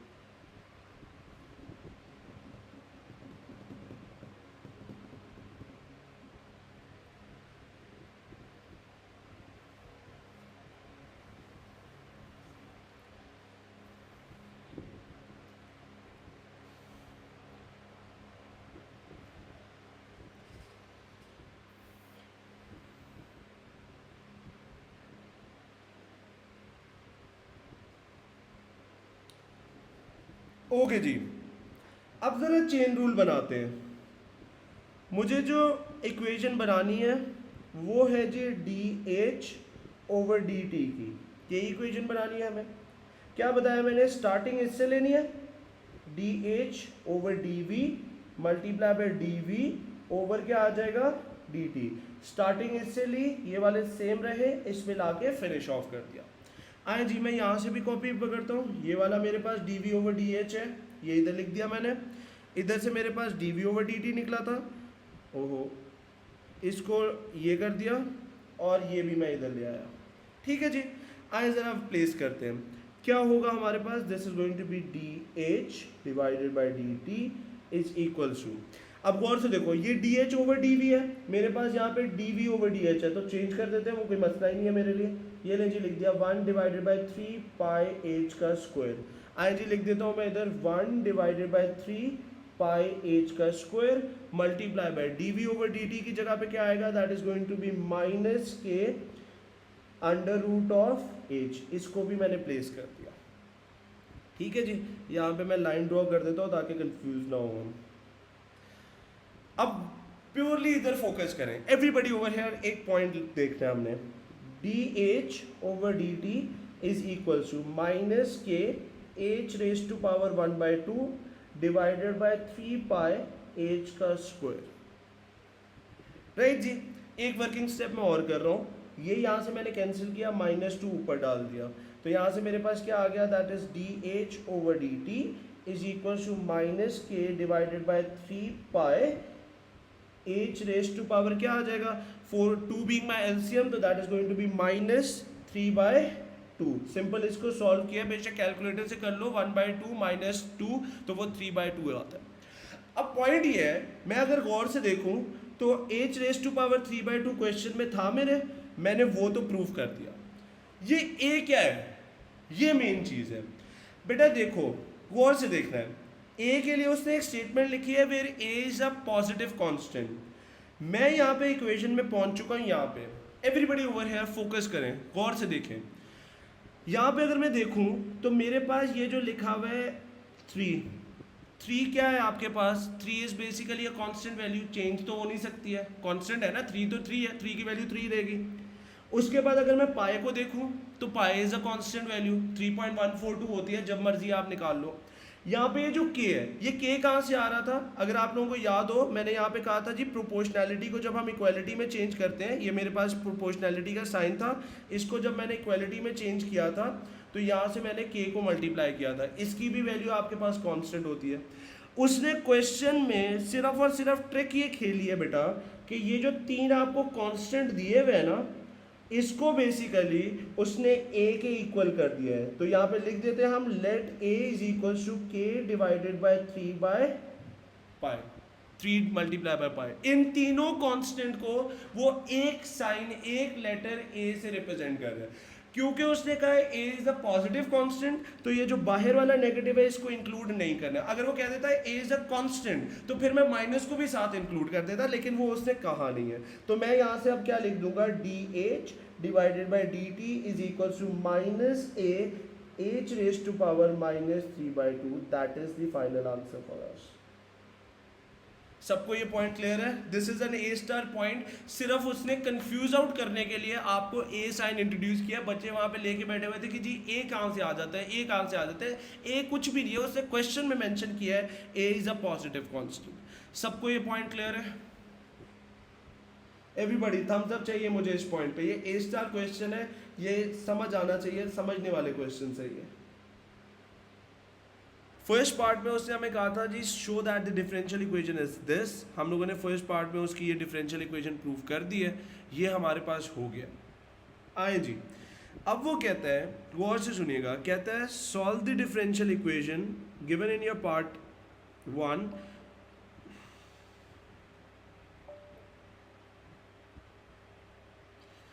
कहता है obtain an expression for a t in terms of small h and capital H. Now this is the main part जिसके लिए मैं ये इंटीग्रेशन करवा रहा हूँ। यूजुअली अगर आप लोगों को याद हो, कल जो हमारी लास्ट क्लास हुई थी उसमें मैंने फर्स्ट पार्ट सॉल्व किए थे और मैंने कहा था ये जो इंटीग्रेशंस हैं ये आप लोग करिएगा। अब ये जो पार्ट है इसकी मैं इंटीग्रेशन इसलिए कर रहा हूँ बेटा, ये 6 मार्क की है और इसके अंदर उसने थोड़ी सी डिफरेंट कही है और उसने कहा है कि अपनी टी की एक्सप्रेशन निकालो और आपका जो आंसर होना चाहिए वो एच और कैपिटल एच की फॉर्म में होना चाहिए। अगर मैं आपके नोट्स पे रिकॉल करूं तो हमने जो डिफरेंशियल इक्वेशन लास्ट क्लास में बनाई थी वो हमारे पास क्या थी, that was d H over D t is equals to, we got an expression which was minus a h raise to power -3/2। ये जी थी जी, ये यहाँ पे ज़रा सी कट गई है, बेसिकली यहाँ पे D H over D T over यहाँ पे हमारे पास ये वाली एक्सप्रेशन मैंने बना ली थी। सबको ये मिल गई है, ये हम लोगों ने लास्ट क्लास में कर लिया था। थम्स अप चाहिए मुझे इस पॉइंट पे। ओके जी, अब आए जी इसकी इंटीग्रेशन स्टार्ट करते हैं। अब उससे हमें कहा है, याद रखिएगा हमें टी सब्जेक्ट बनाना है, in terms of capital H और स्मॉल एच मुझे अपना आंसर देना है। आए जी अपनी इंटीग्रेशन स्टार्ट लेते हैं। गौर से देखिएगा, अगर मैं इसको इंटीग्रेट करना चाहता हूँ तो डिफरेंशियल इक्वेशन सॉल्व होगी, डी एच इधर ही रहने देते हैं, minus a h raise to power -3/2 और यहाँ पे मैं डी टी ले जाता हूँ। अब मुझे पता है ये मेरी एच वाली साइड है, ये मेरी टी वाली साइड है, तो यहाँ पे मैं सारी एच वाली टर्म्स को ले आता हूँ। तो यहाँ पे मेरे पास क्या बनेगा, this is going to be 1 divided by h raise to power -3/2 d h is equal to -a dt आ जाएगा। क्लियर है जी। नेक्स्ट हमारे पास रूल होता था taking integral on both this sides, तो ये हमारे पास इधर इंटीग्रेशन स्टार्ट होगी। Before I do the integration मुझे एक स्टेप और करना है कि मेरा जो वेरिएबल है वो न्यूमिनेटर में आना चाहिए, तो यहाँ पे लिख देते हैं +3/2, इसको उठा के मैं ऊपर लेके गया हूँ, which is D H integral -a और यहाँ पे डी टी आ जाएगा। सारे यहाँ तक एग्री करते हैं? सिंपल सिंपल सी अभी तो इंटीग्रेशन चल रही है। अब यहाँ पे अगर मैं देखूँ तो इंटीग्रेशन के अंदर कोई मसला नहीं है, बहुत ही सिंपल सी इंटीग्रेशन है। तो आए यहाँ पे इंटीग्रेशन कर भी देते हैं। अगर मैं यहाँ पे इंटीग्रेट करता हूँ तो यहाँ पे मेरे पास इंटीग्रेट क्या होगा, this is going to be h, क्या होगी इसकी इंटीग्रेशन 3/2 + 1 कर देता हूँ। यहाँ पे क्या आएगा 3/2 + 1 इज इक्वल्स टू, अगर आपको याद हो हमारी लास्ट क्लास में इस पे बड़ी डिटेल में डिस्कशन हुई थी कि ये जो a है ये बेसिकली कहाँ से आया था। ये बेसिकली जो आपकी इक्वेशन में 3 कॉन्स्टेंट्स थे उनकी जगह पे उसने a कर दिया था। तो ये एक कांस्टेंट है, जैसे आपके पास 2, 3, 4, 5 होते हैं, ये भी बिल्कुल एक कांस्टेंट है। तो यहाँ पे मैं इसको जब इंटीग्रेट करूँगा तो यहाँ पे मेरे पास क्या बन जाएगा, that is going to be -at और +c आएगा। जो डेरिवेटिव के डिनोमिनेटर में होता है वो जिस साइड ऑफ द इक्वेशन जाता है वहाँ पे हमें +c लिखना होता है, तो यहाँ पे मैंने +c लिख दिया। सारे यहाँ तक एग्रीड है मेरे साथ? एवरीबॉडी सॉर्टेड बेटा? ओके जी। अब अगर मैं इसको फर्दर सॉल्व करता हूँ तो एक वर्किंग स्टेप और हो सकता है, वो क्या बनेगा मेरे पास, that is going to be h raise to power क्या बन जाएगा 5/2 डिवाइडेड बाय भी 5/2 हो जाएगा, is equal to -at + c आ जाएगा। Fair enough. इसको थोड़ी सी वर्किंग करते हैं, डिनोमिनेटर का डिनोमिनेटर ऊपर आके मल्टीप्लाई हो जाता है, so that is going to be 2h raise to power 5/2 divided by 5 minus is equal to -at + c। यहाँ तक मैं पहुँच गया। सबको यहाँ तक एग्रीड है? नाउ द पॉइंट इज, यहाँ से आगे जो वर्किंग है वो सोचने वाली है कि भाई क्या करें। देखो बेटा, होता ये था कि आपको जब c की वैल्यू फाइंड करनी होती थी तो उसके लिए क्वेश्चन में वो इनिशियल कंडीशंस बताता था कि जी आपके पास ये वाली इनिशियल कंडीशंस है, इसके अकॉर्डिंगली आप इसको सॉल्व कर सकते हैं, होता था हमारे पास। अब यहाँ पे अगर मैं देखूँ तो मेरे पास 2 चीज़ें अननोन चल रही हैं, एक मेरे पास c अननोन चल रहा है और एक मेरे पास यहाँ पे a भी अननोन चल रहा है। a नो डाउट एक कांस्टेंट ज़रूर है, लेकिन अगर आप यहाँ पे देखें तो a के अंदर 3 है, पाई है और यहाँ पे एक k भी मिसिंग है। नो डाउट 3 पाई की तो एक कांस्टेंट वैल्यू है, लेकिन भाई आपके पास जो k है उसकी तो वैल्यू अननोन है। मैं इन टर्म्स ऑफ a अपना आंसर नहीं दे सकता हूँ। उसने मुझे कहा है कि अपना जो आंसर दें वो उसके अंदर सिर्फ और सिर्फ आपके पास h होना चाहिए और कैपिटल H होना चाहिए, ये 2 की फॉर्म में हमें आंसर देना है। तो मुझे बेसिकली ये जो एक कांस्टेंट है इसकी भी वैल्यू फाइंड करनी पड़ेगी। वो वैल्यू क्या हो सकती है, वो 3, 5, 6, 7, 8 या इन टर्म्स ऑफ एज कुछ भी वैल्यू हो, वो आपके पास वैल्यू आनी चाहिए। मैं इन टर्म्स ऑफ ए अपना आंसर यहाँ पे कंक्लूड आउट नहीं कर सकता हूँ। तो यहाँ पे 2 वैल्यूज मेरे पास अननोन है, एक मेरी सी की वैल्यू अननोन है, एक मेरे पास ए की वैल्यू अननोन है। यहाँ तक मेरे साथ सारे एग्री करते हैं? एवरीबॉडी थम्स अप चाहिए मुझे, फिर सॉल्विंग पे चलते हैं। ओके, अब बेटा याद रखो, कभी भी डिफरेंशियल इक्वेशन में 2 चीज़ें अगर अननोन हो जाए तो याद रखिएगा आपके पास क्वेश्चन में वो 2 कंडीशंस भी बताएगा जिसके थ्रू आप उन वैल्यूज़ को फाइंड कर सकते हैं। तो ज़रा क्वेश्चन पे वापस चलते हैं। अगर मैं क्वेश्चन पे वापस आऊँ, एक कंडीशन तो उसने मुझे ये लिख के दी हुई है, उससे कहा है t = 60 पे h = 0 है। ठीक है, ये कंडीशन यूज़ भी करेंगे हम। एक और कंडीशन भी है, वो कौन सी कंडीशन है? यहाँ पे अगर आप एक चीज़ नोट करो, उसने मुझे कहा है, मैंने आप लोगों से हाईलाइट भी करवाया, उसने हमें कहा है, कहता है the tank is full where at t is equals to 0 the tank is full and the depth of the water is capital H। क्या मैं यहाँ पे लिख सकता हूँ कि जब time t is equals to 0 है तो आपके पास जो डेप्थ ऑफ द वाटर है जिसको हमने स्मॉल h से डिनोट किया है वो कह रहा है कि उस टाइम पे जो आपकी डेप्थ है वो कितनी है, that is going to be capital H। तो क्या मैं कह सकता हूँ that this is the other condition given to us जिसको मुझे यहाँ पे यूज करना है। दो वेरिएबल्स जब भी अननोन हो जाए तो याद रखें जैसे साइमल्टेनियस इक्वेशंस बनती थी वैसे ही आपको दो कंडीशंस भी दी जाती हैं in order to find two variables. सबको ये पॉइंट क्लियर है? ये जो मेरे पास यहाँ पे निकली है ये मेरी दूसरी कंडीशन है जिसको मुझे यूज करना है। आई यूज करते हैं, क्या बनेगा हमारे पास, उससे हमें डिसाइड किया हमने कि यहाँ पे हमारे पास t इज इक्वल्स टू 0 पे जो डेप्थ है that is going to be equals to capital H। उससे हमें आंसर भी जो मांगा है उससे क्या है, दो वेरिएबल्स हो, एक स्मॉल h होना चाहिए एक कैपिटल H होना चाहिए। आइए प्लेस करते हैं, क्या बनेगा हमारे पास, this is going to be 2 h की जगह पे क्या लिख सकता हूँ मैं, capital H raise to power 5/2 divided by 5 is equals to minus a, t की जगह पे 0 आ जाएगा प्लस मेरे पास कितना आ गया c। तो यहाँ से अगर मैं c की वैल्यू कंक्लूड आउट करना चाहूँ तो वो मेरे पास क्या बन जाएगी 2 capital H raise to power 5/2 divided by 5। तो ये मेरे पास c की वैल्यू आ गई। सबको यहाँ तक क्लियर है बेटा? एवरीबॉडी क्या हो गया, सबको सो रहे हैं, थम्स अप कर दिया करें। A1 में भी क्लासेस लेते रहे आप लोग, क्या हो गया सारों को, पहली दफ़ा थोड़ी हो रही है ऑनलाइन क्लास यहाँ पे। ओके जी, नेक्स्ट अगर हम आगे चलें तो अपनी C की वैल्यू को उठा के मैं ज़रा प्लेस करता हूँ तो मेरे पास क्या बनेगा, this is going to be 2h raise to power 5/2 divided by मेरे पास 5 आ जाएगा is equals to minus a t। C की वैल्यू मैं निकाल चुका हूँ plus 2h raise to power 5/2 divided by मेरे पास 5 आ गया। जो मेरे पास C की वैल्यू निकली उसको मैंने इधर सब्स्टिट्यूट कर दिया। यहाँ तक तो मैं पहुँच गया हूँ, क्लियर होगी बात। अब यहाँ पे मेरे पास एक इशू और है, उसने मुझे जो क्वेश्चन कहा है उसने कहा है T को सब्जेक्ट बनाओ। हफी आप कुछ पूछ रहे हैं? सर हमने t = 60 और h = 0 क्यों नहीं लिया? अभी बात करते हैं। मैंने आपको शुरू में कहा है दो वेरिएबल्स अननोन है, एक मेरे पास h है और एक मेरे पास एक मेरे पास c और एक मेरे पास a है। अब उससे जो हमें कहा है ना आंसर जो दो, वो उससे हमें कहा है कि भाई अपना जो आंसर है वो स्मॉल h और कैपिटल H की फॉर्म में दो। अब यहाँ पे अगर मैं देखूँ तो मेरे पास जो एक कंडीशन है वो t = 60 की है और h = 0 की है।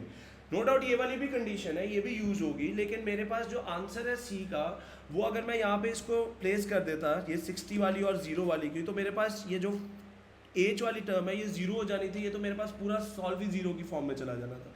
अब मैंने जो वहाँ से निकाली है वो मैंने अपनी इन टर्म्स ऑफ H करने के लिए कैपिटल H भी तो लेके आना है अपने आंसर में, इसलिए मैंने वो वाली कंडीशन यूज किया ताकि मेरे आंसर में कैपिटल H भी आ सके। अदरवाइज अगर मैं 60 वाली प्लेस कर देता कैपिटल H मेरे टर्म्स में आंसर आना ही नहीं था।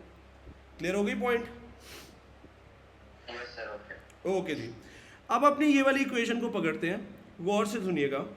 ये वाली जो मेरे पास इक्वेशन बनी है इसको मैं यहाँ से पकड़ रहा हूँ, क्या आई है मेरे पास इक्वेशन अभी तक, that is 2h raise to power 5/2 divided by 5 is equals to minus AT plus 2h raise to power 5/2 divided by मेरे पास आ गया 5। यहाँ तक हम पहुँच चुके हैं।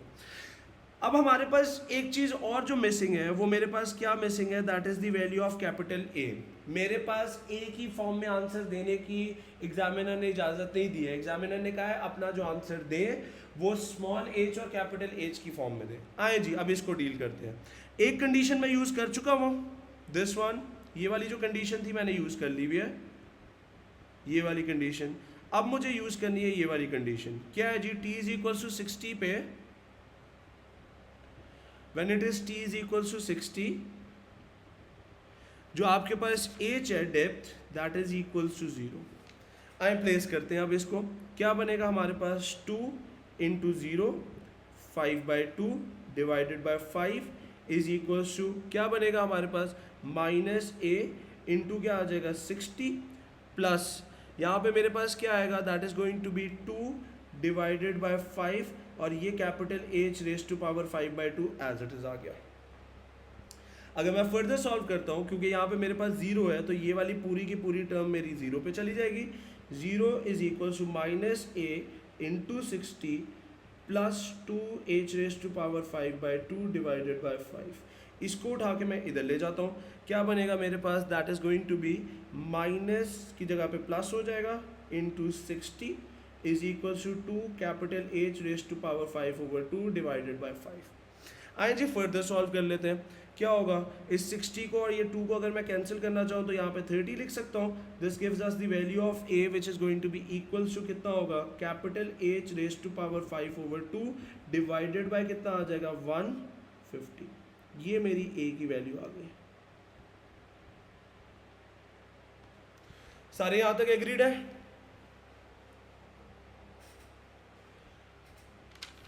ओके जी। अब उससे जो हमें कहा है, उसने कहा है अपना आंसर टी का सब्जेक्ट बनाए। ये जो मेरे पास ए की वैल्यू आई है, इसको उठा के मैं अपनी एक्सप्रेशन में प्लेस कर रहा हूँ, इस वाली एक्सप्रेशन में आए प्लेस करते हैं। क्या बनेगा मेरे पास, this is going to be 2 divided by 5 small h raise to power 5/2 is equal to minus a की जगह पे अब मैं क्या लिखूंगा, that is going to be capital H raise to power 5/2 divided by 150 multiply by कितना है, that is going to be the time, plus यहाँ पे क्या आ जाएगा 2 capital H raise to power 5/2 divided by 5। ये मैंने यहाँ पे कुछ भी नहीं किया है, एज की जगह पे सॉरी ए की जगह पे मैंने उसकी वैल्यू को सब्सिट्यूट कर दिया। ये जो मेरे पास ए था इसकी जगह पे यहाँ पे ए की जगह पे प्लेस कर दिया। अब उससे हमें क्वेश्चन में कहा है जी अपने टी को सब्जेक्ट बनाए। आए जी टी सब्जेक्ट बनाते हैं, गौर से देखिएगा कैसे बन सकते हैं। सबसे पहले this is 2 divided by 5 h raise to power 5/2 is equal to, इस एक्सप्रेशन में अगर आप देखो h रेज टू पावर 5/2 इधर भी है, h रेज टू पावर 5/2 इधर भी है। अगर मैं यहाँ से कॉमन लूँ h रेज टू पावर 5/2 तो यहाँ पे आपके पास क्या बच जाएगा, that is going to be minus t divided by 150 plus यहाँ पे क्या बच जाएगा 2/5। फर्दर सॉल्व करते हैं, क्या बनेगा हमारे पास, this is going to be 2h raise to power 5/2 divided by 5 is equal to capital H raise to power 5/2। यहाँ पे अगर मैं एलसीएम लूँ तो यहाँ पे मेरे पास बन जाएगा 150 माइनस टी प्लस कितना आ जाएगा, that is going to be 60। Solve करते हैं इसको फर्दर। अब मेरे पास क्वेश्चन में इतना कोई मुश्किल चीज़ रहती नहीं है, कुछ भी नहीं करना है। इस कैपिटल H को उठा के इधर ले जाते हैं, 2h small h raise to power 5/2 divided by 5 capital H raise to power 5/2 is equal to, इस चीज़ को मैं ऐसे लिख रहा हूँ 60 माइनस टी डिवाइडेड बाय 150। ये 150 उठा के दूसरी तरफ लेके जाता हूँ मैं, क्या बनेगा हमारे पास, उधर जाके ये 2 से मल्टीप्लाई हो सकता है, क्या बनेगा, this is going to be 60, इधर सॉल्व कर रहा हूँ मैं, 60 minus t is equal to 2 multiply by 150 कितना हो जाएगा, that is going to be 300 small h raise to power 5/2 divided by 5 capital H raise to power 5/2। अब अगर मैं t को सब्जेक्ट बनाऊं तो क्या रह जाएगा, this is going to be 60 minus 300 small h raise to power 5/2 divided by 5 capital H raise to power 5/2। अब ये और ये मैं कैंसिल भी कर सकता हूँ, तो यहाँ से मेरे पास t की वैल्यू क्या आएगी, ये और ये अगर कैंसिल करें तो यहाँ पे 60 बच जाएगा। सो t की एक्सप्रेशन मेरे पास बन गई 60 minus 60 h raise to power 5/2 divided by capital H raise to power 5/2। अगर कोई बच्चा यहाँ पे आंसर छोड़ना चाहता है, बिल्कुल ठीक है, एक वर्किंग स्टेप और भी किया जा सकता है कि मैं यहाँ से 60 को कॉमन ले लूँ, तो वो मेरे पास क्या बनेगा 1 minus small h raise to power 5/2 divided by capital H raise to power 5/2 and that makes me the answer over here. सारे एग्री करते हैं इस पॉइंट पे?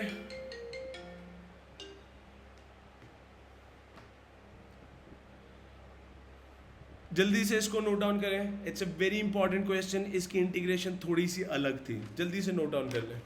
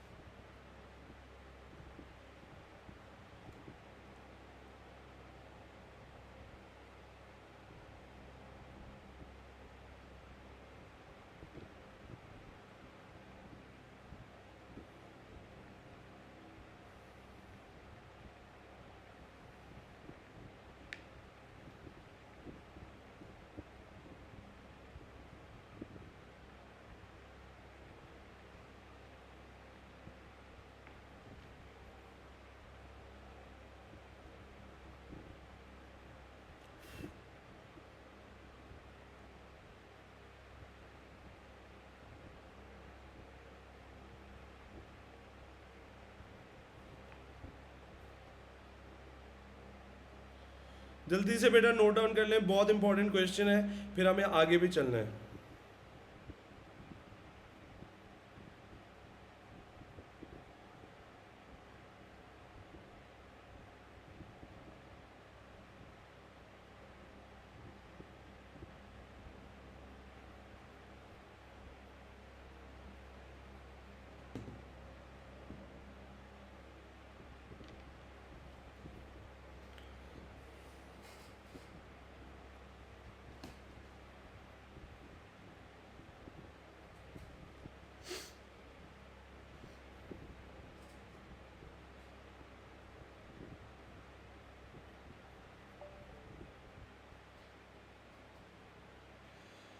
ओके जी, फिर उससे हमें कहा है, कहता है find the value of T eight which the depth reaches half capital H.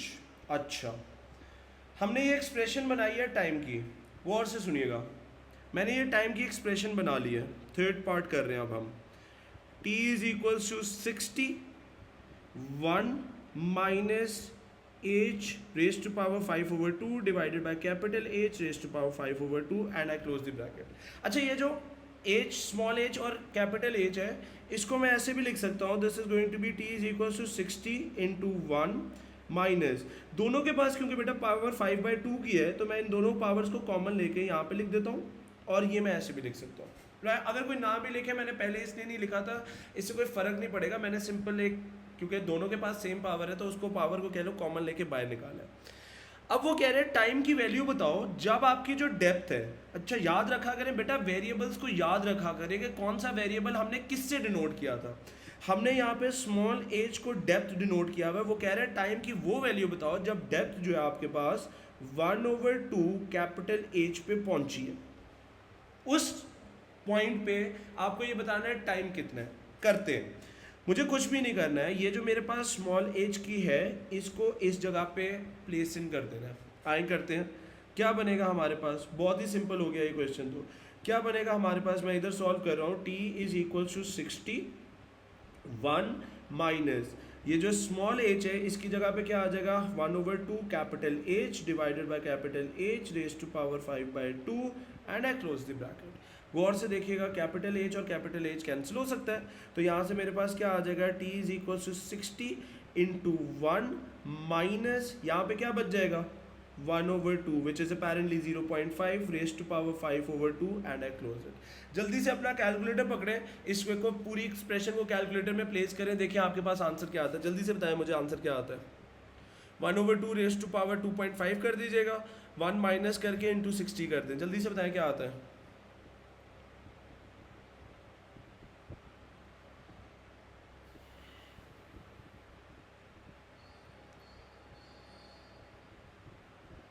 बता दो यार कोई बंदा, कैलकुलेटर मेरा किधर है। 49.39। बिल्कुल ठीक है। 3 सिग्निफिकेंट फिगर पेपर की इंस्ट्रक्शन होती है, 49.4 आ जाएगा। यूनिट्स भी चेक कर लेते हैं, क्या यूनिट चल रहे थे जी इसके। टाइम का कुछ नहीं बताया वो उसने, ठीक है, हम भी नहीं डालते। Is this point clear to everyone?